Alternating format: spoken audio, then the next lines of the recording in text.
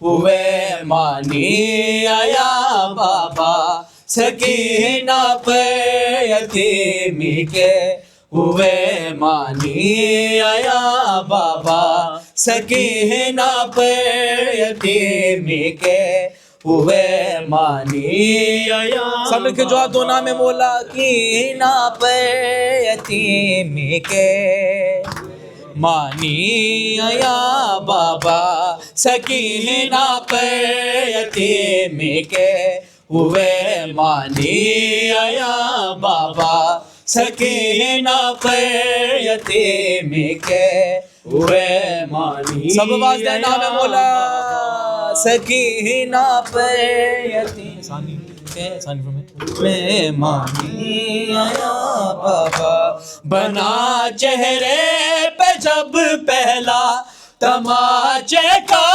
نشان بابا سکینہ پہ یتیمی کے ہوئے مانی آیا بابا سکینہ پر پہلا میرے چہرے کی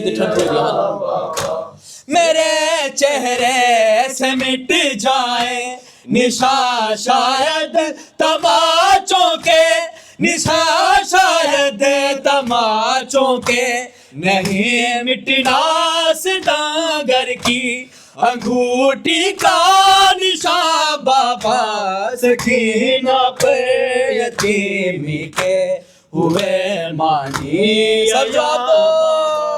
سکینہ پہ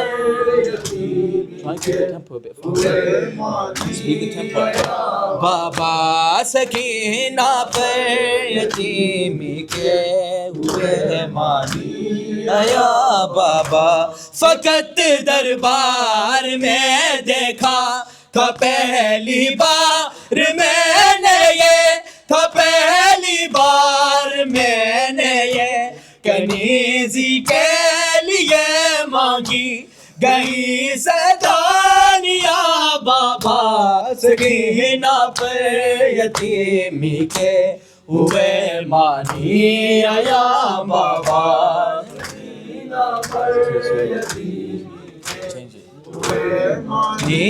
آیا بابا سکینہ یتیمی کے ہوئے برستے پتھروں آیا بابا برستے پتھروں میں سب سرے بازار تھی بکھری سرے بازار تھی بکھری تیرے بکھرے ہوئے بالوں کی صورت بھی بیا بابا سکینہ پہ یتیمی کے ہوئے مانی آیا بابا سکینہ مقدار ہوئے کہاں سکلین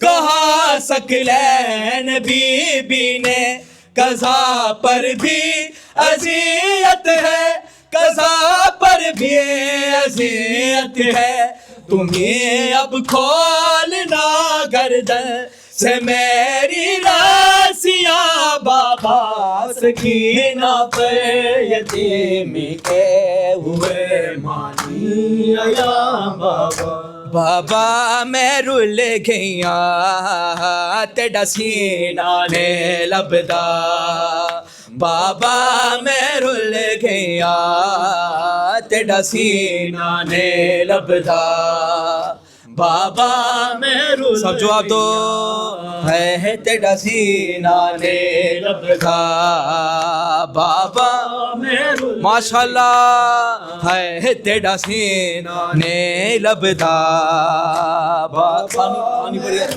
پانی اجلت ہے دھر میں ڈے اجلت ہے دھر میں ڈے تے کورونا بھول گیا تیڈا سینہ نے لبدا بابا میں رل گیا تیڈا سینہ نے لبدا بابا میں رل گیا تیڈا سینہ نے لبدا بابا میں رل گیا بابا میں کشا میں دلو کانے تیرے بعد کنیزے وچ منگیا ہو بابا میں کشا میں دلو کانے تیرے بعد کنیزے ماتمی ماتا میں غیرت سے ادا دیے میں غیرت سے ادا دیے او ویلے مر گیا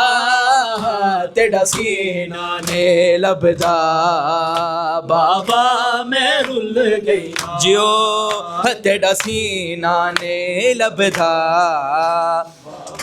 میں رل گیا تیرا سینہ نے لبدا بابا میں رل گیا جدو گل تیرے ضربہ چلیا میں کھول کلو کے دیں دی ہے جدو گل تیرے ضربہ چلیا میں کھول کھلو کے دیں دی نہیں ملے اثر تیرا نہیں ملے اثر تیرا تڑلے کر دی ریا تیرا سینہ نے لبدا بابا میں رل گیا تیرا سینہ نے لبدا بابا میں رل گیا نے بھولیا جھڑکا شمر دیا نظر باتیں دے ہجر دیا نے بھولیا جھڑکا شمر دیا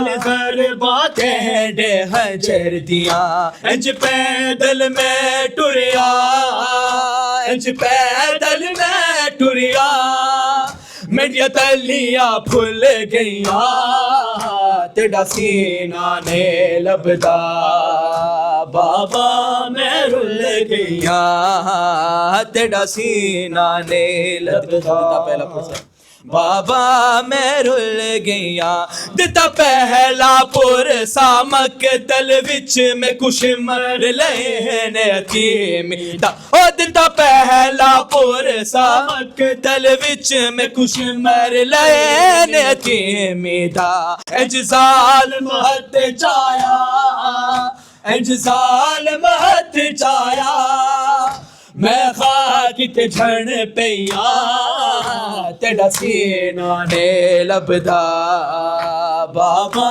میں رل گیا تیرا سینہ نے لبدا بابا میں رل گیا جدو وخری قید دا حکم ہویا کلیا تنگ زندان دے وچ جدو وخری قید دا حکم ہویا کلیا تنگ زندان دے وچ انج روندی میں ٹریا انج روندی میں ٹریا قیدن میں بھول گیا تیرا سینہ نے لبدا بابا میں رل گیا تیرا سینہ نے لبدا بابا میں رل گیا انج لتھ ہے دور میڈے انج لتھ ہے دور میڈے تے کورونا بھول گیا تیرا سینہ نے لبدا بابا میں رل گیا یا حسین یا حسین یا حسین مولا حق امام یا حسن یا حسین مولا حق امام یا حسن یا حسین مولا حق امام یا حسن یا حسین یا حسین یا حسین یا حسین وہ عابد بیمار تھا وہ عابد بیمار تھا چلنے سے جو لاچار تھا چلنے سے جو لاچار تھا اور شام کا بازار تھا ہے اور شام کا بازار تھا اور مصطفیٰ کی بیٹیاں مولا حق امام حسن بر محمد والے محمد بلند ترین صلوات متوجہ زیارت الصلاة والسلام عليك يا رسول الله. الصلاة والسلام عليك يا نبي الله. السلام عليك يا حجة الله يا صفة الله. السلام عليك يا سيد المرسلين. السلام عليك ورحمة الله وبركاته. السلام عليك يا أبا عبد الله. السلام عليك يا ابن رسول الله. السلام عليك يا ابن أمير المؤمنين وابن سيد الوسيين. السلام عليك يا ابن فاطمة الزهراء سيدة نساء العالمين. السلام عليك جدك وأبيك وعلى أمك وأخيك صائر المستشهدين بين يديك جميعا ورحمة الله وبركاته. السلام عليك يا غريب الغرباء. السلام عليك يا معين الضعفاء والفقراء. السلام عليك يا شمس الشموس يا أنيس النفوس أيها المدفون بأرض طوس. السلام عليك مغيث الشيعة والثوار في يوم الجزاء. السلام عليك سلطان العرب والعجم يا أبا الحسن علي بن موسى الرضا الرازي بالقدر والقضاء روحي وجسم لك الفداء ورحمة الله وبركاته. السلام عليك يا عين الله في خلقه. السلام عليك يا سفينة النجاة يا عين الحياة. السلام عليك يا مولانا صاحب العصر والزمان. الأمان الأمان الأمان. السلام عليك يا شريك القرآن. السلام عليك يا كامة الإيمان. السلام عليك يا إمام الإنس والجان. سيدي عجل الله تعالى فرجك وسهل الله تعالى مخرجك وظهورك وجعلنا من أنصارك وأعوانك ورحمة الله وبركاته. اللهم كل وليك الحجة ابن الحسن صلواتك عليه وعلى آبائه في هذه الساعة وفي كل ساعة وليا وحافظا وقائدا وناصرا ودليلا وعينا حتى تسكنه أرضك طوعا وتمتعه فيها برحمتك يا أرحم الراحمين مع الصلوات.